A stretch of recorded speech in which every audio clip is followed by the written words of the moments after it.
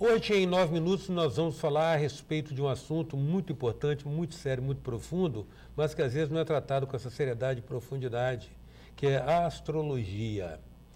E a astrologia tem uma questão fundamental que as pessoas ainda não perceberam. Existe a astrologia, que é única, é indiscutivelmente uma ciência, e existem astrólogos, os tradutores da astrologia.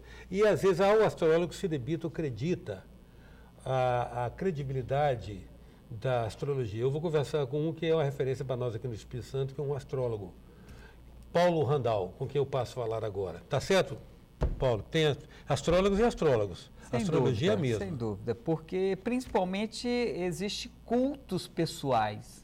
Então, se você vem de uma família com culto pessoal e se você se dedica a um outro estudo, você acaba levando esses cultos pessoais para aquela ciência que está estudando. Uhum. Quando eu comecei a atender em consultório, eu percebi que eu não podia levar meus cultos pessoais para o outro.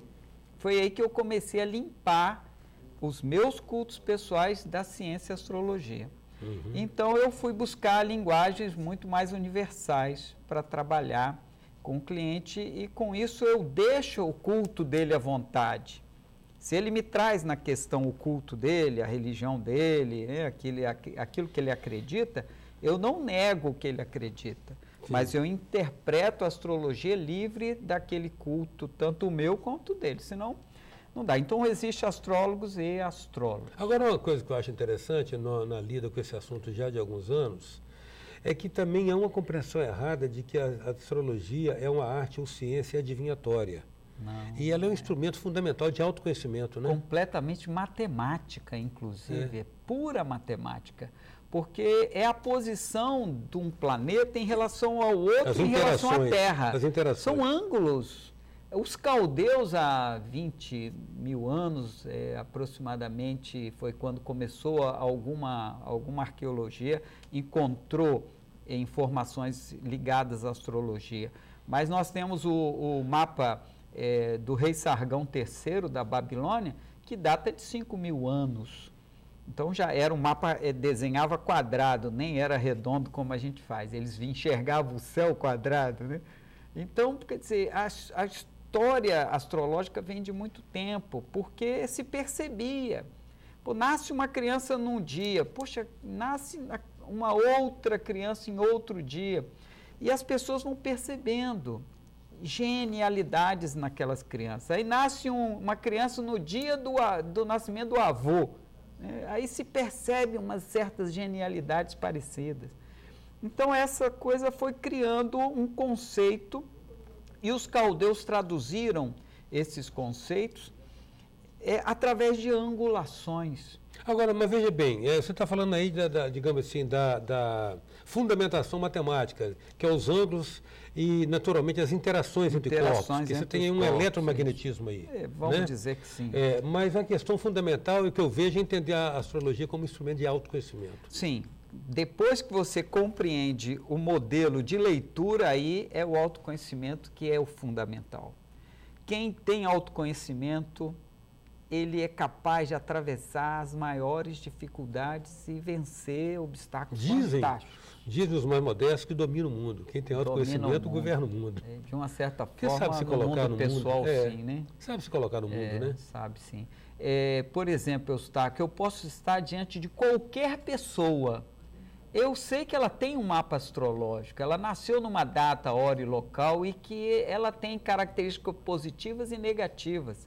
Então, eu a admiro pelo que ela é.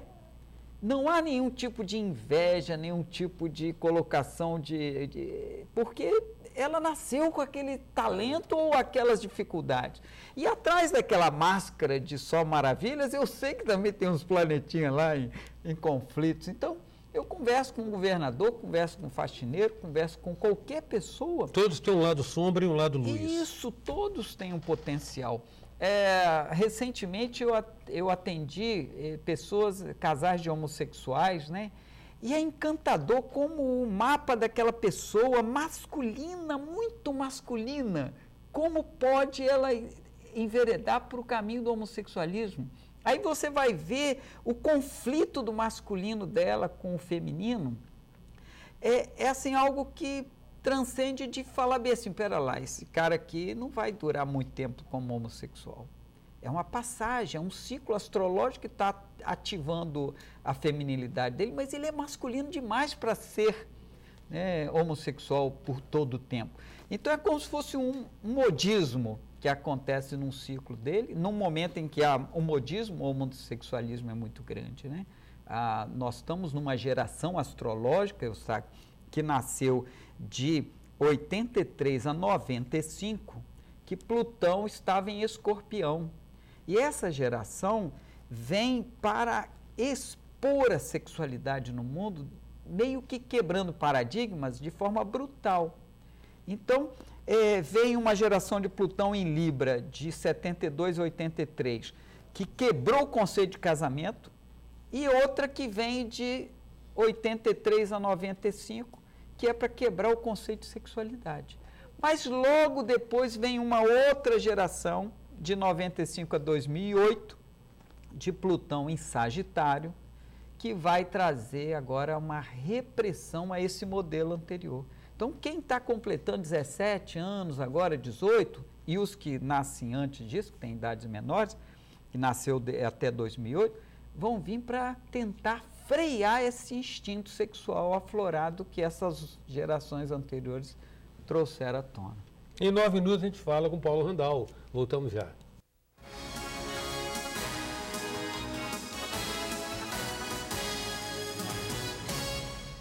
Voltamos com 9 minutos que traz hoje o astrólogo Paulo Randal. Paulo, você falou das eras, então, das fases, das interferências aí de 83, e agora, o que está se pronunciando em termos de...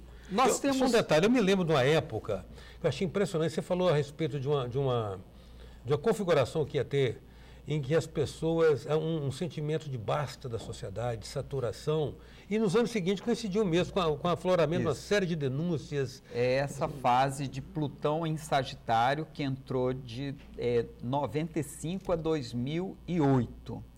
Essa fase foi a fase em que o mundo estava vivendo no desejo de dar um basta à mentira e punir. Só que essa geração que nasceu até 2008, que é de 95 a 2008, que é essa geração que vai dar um freio, inclusive, no homossexualismo, quando você pega o passado, você vai ver que, por exemplo, existe épocas passadas que também veio à tona o homossexualismo em alta e houve o combate logo em seguida. Quase um combate, assim, no período do nazismo, antes de começar a Segunda Guerra, quando Hitler assumiu o poder, ele combateu o homossexualismo. Então, significava que o homossexualismo estava em alta. Mas deixa eu te perguntar uma coisa, isso aí é uma questão que a gente pode ter um retrospecto histórico. Existe na carta astral de uma pessoa um elemento que evidencia a predisposição homossexual dela? Sim, existe, né? existe. Isso o quê? Em Vênus, isso? Vênus fala do amor, da beleza, da atração. Então, se uma pessoa nasce com aspectos negativos da Vênus, que seria a Vênus em posição retrógrada, a Vênus em signos que não são muito dedicados ao ato sexual convencional, vamos dizer assim. E aí depois nós temos o planeta Marte. Então, sempre é o equilíbrio entre o planeta do feminino e o planeta do masculino. E a repressão da autoridade paterna também entra nesse processo. Então, às vezes, o modelo dentro de casa, a mãe é mais mandona. Aí nasce um menino com dificuldade com a autoridade paterna. Aí ele vai se identificar mais com o feminino. Então, são vários modelos que nós vamos encontrar. Agora, já aconteceu de eu olhar um trânsito astrológico e falar assim, olha, no ano tal, Plutão passou sobre o seu Marte e houve uma agressão muito grande sobre sua sexualidade. Aí a pessoa falava assim, nossa mãe, eu fui violentado pelo meu padrasto.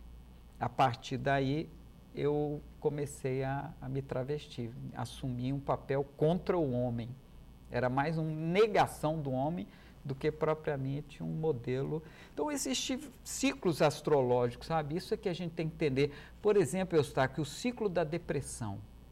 Existem momentos astrológicos que nós estamos vivendo um ciclo de depressão, de melancolia, de tristeza, que você não sabe por que a tristeza vem. Vazio existencial. E é um ano e meio o ciclo de Netuno que causa isso.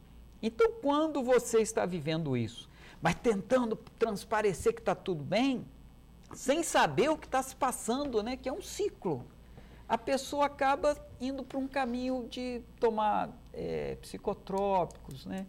Uma fuga às vezes, para o remédio, de tomar o remédio para dormir o dia inteiro. Eu tive vários casos assim, né, que eu acompanhei, que são ciclos astrológicos. Quando o cara sabe, olha, é meu ciclo, deixa eu viver isso. E o ciclo da depressão, da melancolia, é interessante porque ele lembra o ciclo de Jó na Bíblia.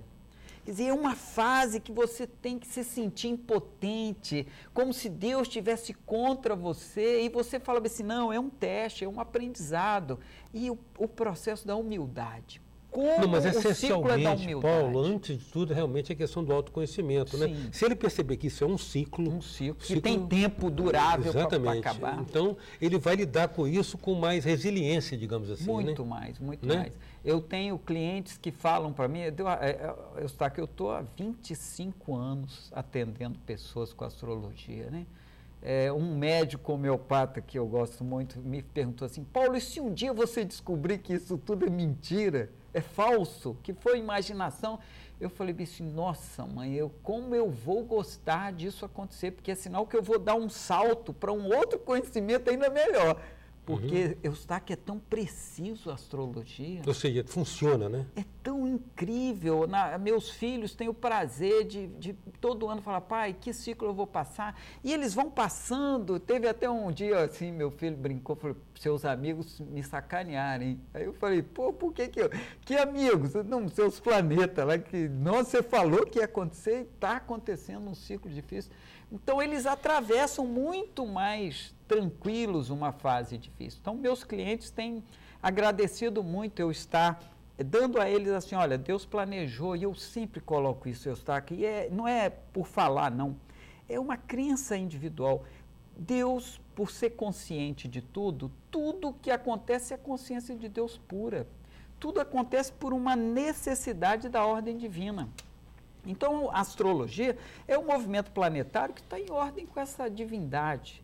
Aí quer dizer, poxa, aconteceu certas fases, a própria melancolia, né? 1 ano e meio, Eustáquio, dura o ciclo da melancolia, da tristeza. É um ciclo longo. Mas é que se a pessoa que não tiver essa informação, realmente é muito mais doído. Ela toma remédio, eventualmente suicida. Até vai para um caminho assim...